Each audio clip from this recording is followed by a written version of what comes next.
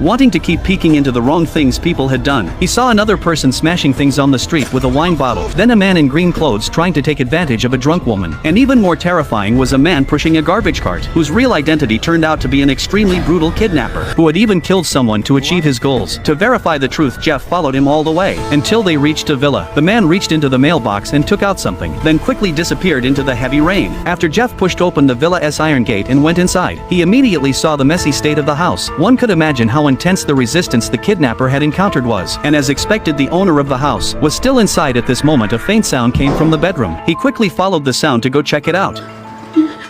Jeff rushed forward quickly and rescued the two people, trying his best to calm them down. After doing this, he had planned to leave right away, but then in another bedroom, he saw there was still someone waiting to be rescued. But at this moment, Jeff seemed to hear a noise on the balcony, so he signaled the girl to be quiet with his hand, while slowly moving toward the window.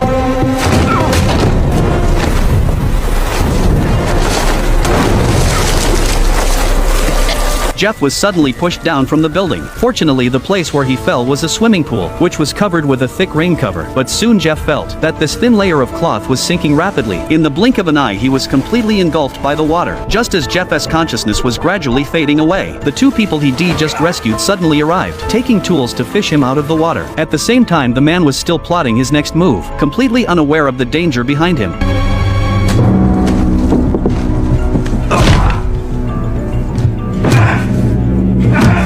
Just looking at the cracks left on the wall was enough to tell that Jeff really did possess superhuman strength. In just one brief confrontation, he had resolved a crisis.